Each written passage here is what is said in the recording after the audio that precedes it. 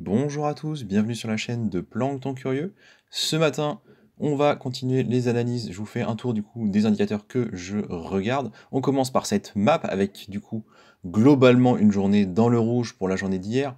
Un Bitcoin qui est toujours dominant par rapport au reste, hein. On voit qu'il est, si je vous remets ici les capitalisations, à 28 000 à peu près. Ça reste intéressant. Je regarde juste en vue semaine les plus grosses baisses pour voir si eh ben, peut-être qu'il y a déjà des cryptos sur lesquels j'aurais envie de rentrer.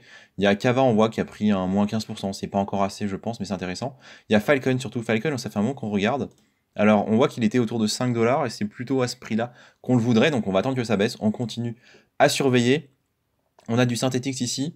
Éventuellement, ClayTN. Alors, c'est des choses qu'il faudra qu'on re-regarde avant. Il y a Cosmos qu'on surveille. Donc, 11 dollars, on considère que c'est encore peut-être un peu cher. On voudrait l'avoir plutôt autour de 10. On attend que ça baisse un petit peu. Polygon qui est en train de pas mal corriger, hein. On est en train de retourner, vous voyez, autour des 1,10. Donc en dessous de 1 dollar, Polygon, bien évidemment, on continuera à en accumuler, hein. C'est un projet qu'on aime bien. Optimisme qu'on va commencer à surveiller aussi, même si c'est dans la même thématique que Polygon. Bon, Optimisme qui est encore un peu cher, hein, sur l'année. On voit, il était à 0,44, il a presque fait x10, autour de x8 là. Ça commence à faire beaucoup. On attendra sûrement un retour sur des plus bas. Et Curve. Curve qui nous intéresse et qui a un peu perdu là quand même sur son mois, il a perdu 24%. Je pense qu'à 0,8 c'était quand même très sympa d'en avoir du Curve, donc on va continuer à surveiller ça avec intérêt. On continue du coup avec les whales, on est toujours sur la blockchain ETH exclusivement.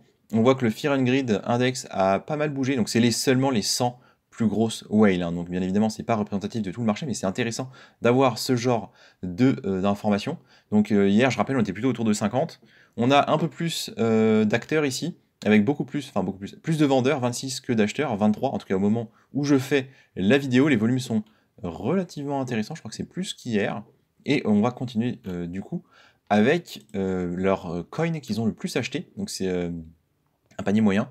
On enlève, hein, tout ce qui est USDT, enfin stablecoin, Wrap ETH, et on a tout de suite en fait Matic, vous voyez, Shiba dans les plus achetés, Render Token, donc ça c'est intéressant, on a fait la vidéo la semaine dernière sur Render Token, un projet qui m'intéresse, hein, pour être tout à fait franc avec vous. Link on aime beaucoup, SNX ici, Gala, IMX, FTM, vous voyez, Forte, on connaît pas Forte, éventuellement on fera une vidéo dessus à l'occasion, et Epcoin, hein, pour ceux qui ont un panier au-dessus de 10 000 dollars moyen. On regarde tout de suite les ventes. Pareil, on ignore tout ce qui est stablecoin. Et donc on voit qu'on a Matic dans les premiers, mais c'est quand même moins, il me semble. Ouais, c'est presque 2 fois moins. Donc on est plus sur de l'achat manifestement. On vend du Celer, du Engine, ils vendent aussi du Link. Là on a 21 000, ici 23, donc on commence à être équivalent. Forte, SNX, Gala, on voit qu'en fait ils ont des cryptos préférés un peu. Mais ça vend globalement moins que ça achète, en tout cas, j'ai l'impression. À part Shiba. Vous noterez que Shiba c'est intéressant, ils en ont vraiment beaucoup vendu par rapport aux achats qu'ils ont fait, hein. C'est très intéressant sur la journée d'hier. On continue avec cet article Crypto News qui nous dit la corrélation entre Bitcoin et le marché action atteint son plus bas en 20 mois. Donc effectivement, c'est ce qu'on avait vu globalement, le SP500, le Nasdaq qui ont une tendance plutôt baissière et un Bitcoin qui est en hausse. Donc voilà, ils nous ont fait un article là-dessus. On va peut-être essayer de zoomer un peu, mais le graphique est de toute façon assez, assez peu qualitatif, hein. On voit pas très bien ce qu'il y a dessus. Mais globalement, c'est ça qu'ils nous disent. Ils nous disent, voilà, habituellement, le Bitcoin, il suit vraiment le marché action. Il suit en grande partie des valeurs technologiques, hein, dont donc représenté beaucoup dans le SP500 et dans le Nasdaq. Et là, bah, c'est pas trop le cas. On est sur une corrélation au plus bas depuis 2021. Alors d'accord, c'est intéressant, c'est bien de le savoir. Donc là, ils finissent sur une conclusion très positive, nous disant la corrélation entre BTC et les actions est positive parce que du coup, on va commencer à dire que le Bitcoin, c'est plus comme le reste, c'est peut-être une valeur de réserve. Et donc, ils sont en train d'encenser le Bitcoin, et je suis d'accord, hein, c'est effectivement quelque chose de très intéressant. Mais attention, on peut très bien revenir à des périodes de corrélation beaucoup plus fortes. Là, je pense juste que on est dans un cas un peu particulier. Vu la capitalisation du Bitcoin, je ne pense pas qu'il puisse réellement se décorréler pour le moment. Ce sera certainement le cas dans les années à venir ou les décennies à venir s'il survit. Et si les décisions politiques vont dans une direction qui est favorable au Bitcoin. Mais pour le moment, je pense que sa capitalisation fait qu'il n'est pas encore capable de de se décorréler de ce marché-là. En tout cas, c'est mon avis. On continue ici avec les levées de fonds qui ont eu lieu hier. On voit il y en a eu 4. Donc AA Vegoci, Megaton Finance, MetaTime et Euros Global. On étudie rapidement, enfin on fait un point sur celles qui ont fait plus que 10 millions, vu que là on en a beaucoup. Donc avec Gucci, on est dans le Web3 game, on est sur Ethereum, et donc je vous ai mis juste ici leur site. Donc ils ont levé 30 millions, hein, c'est quand même vraiment pas déconnant. On voit qu'on est sur une espèce de Tamagotchi-like, pour ceux qui ont connu, hein, ceux qui étaient là dans les années 2000 peut-être, où globalement, en fait, on va avoir un petit personnage, donc c'est un NFT bien évidemment, et il faut s'en occuper, il faut faire des choses avec.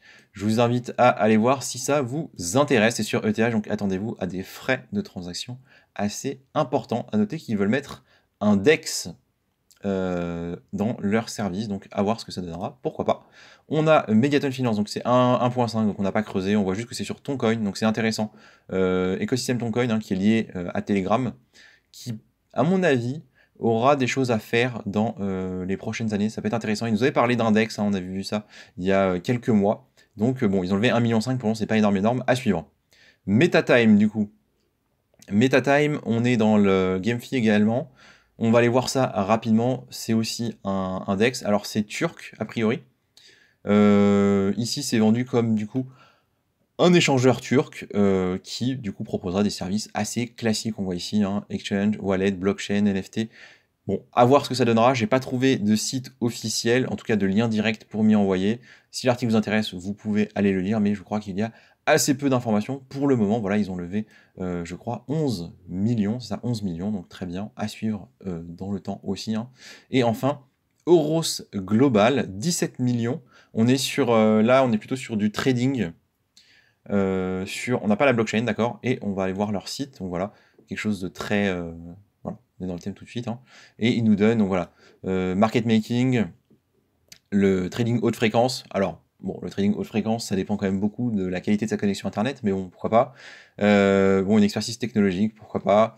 Des dérivés et bon, des optimisations DeFi. Donc ça, on va comprendre que c'est plutôt pour du stacking, je suppose. Donc voilà, ils nous proposent un index, surtout pour les traders. On continue avec les unlocks. J'ai regardé rapidement ceux qu'on avait évoqués hier. Il y a eu des pertes, mais il n'y a pas eu des énormes pertes. On fait une rapide overview, voir s'il y a des projets qu'on connaît, qui nous intéressent, qui sont un peu dans le top 100, top 200.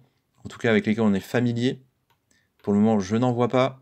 Il y a ici, je crois, il y a CRV qui va laisser un peu, mais c'est rien. C'est moins de 0,1%. Donc vraiment aucune inquiétude de ce côté-là. On a Algorand, mais là aussi c'est très peu, c'est moins de 1%. Donc vraiment il n'y a pas de souci de ce côté-là. Mais voilà, on a ces deux projets-là qui émettent un peu de tokens, c'est bien. Et au niveau des très très gros, on va regarder ça tout de suite ici. Donc les très très gros, je parle du pourcentage de tokens émis par rapport à la capitalisation actuelle. On a ici 51% pour MBS Monkey qu'on ne connaît pas, on n'est pas dedans, donc ça ne nous impacte pas. Et pour le reste, rien de bien choquant. Pour la journée à venir, on continue ici avec un tweet très intéressant de monsieur James qui nous dit, donc il nous dit traquer déjà les holders long terme pour le Bitcoin. Hein. Il dit que c'est un point intéressant pour regarder ce qui se passe et pour voir la transition entre le bear et le bull market. Donc il dit vraiment là c'est intéressant de regarder ce qui se passe. Et il s'attend du coup à ce qu'on ait un repli sur Bitcoin. On va arriver sur des points de long terme qui sont importants. Parce que le SOPR, en fait, quand il va arriver à 1$, ça voudra dire que les holders long terme seront à break-even, si on peut dire. Donc je vous montre ça. Concrètement, ici, on a en vert quand il est inférieur à 1, et on voit qu'on commence à arriver sur la zone jaune. Et pourquoi c'est intéressant? Parce qu'en fait, les holders long terme, quand on va arriver dans la zone jaune, donc au-dessus de 1 en valeur ici, vont être en profit, vont pouvoir faire des bénéfices. Et il est intéressant de noter que ça fait 1 an quasiment, depuis mai dernier, que ce n'est pas arrivé, donc il est probable qu'ils prennent des profits, et ça devrait arriver sur un cours de Bitcoin autour de 29 100$ selon lui. Donc il s'attend à un repli. Il nous donne ici un deuxième graphique, donc c'est la moyenne mobile du SOPR en sur 7 jours, donc chaque point représente 7 jours. Effectivement, on a du coup une grosse baisse ici depuis approximativement mai 2022, et donc là ça fait 1 an concrètement qu'on attend. On voit que ça a bien remonté ici, bien évidemment, avec la hausse du Bitcoin, et il s'attend du coup à un repli quand on attendra les 29 100$. Intéressant. Ici, il a ajouté du coup plus d'informations en nous montrant que vendredi dernier, on a eu un volume intéressant ici, et donc on a eu des premières ventes a priori. Donc voilà globalement les informations que je voulais montrer. Donc ça c'est peut-être un indicateur qu'on va continuer à suivre dans les prochains jours, parce qu'effectivement, si ça peut nous donner de l'information, bah, on prend. En attendant, je vous dis à ce soir pour une prochaine vidéo, certainement d'analyse. Merci de m'avoir écouté et à la prochaine.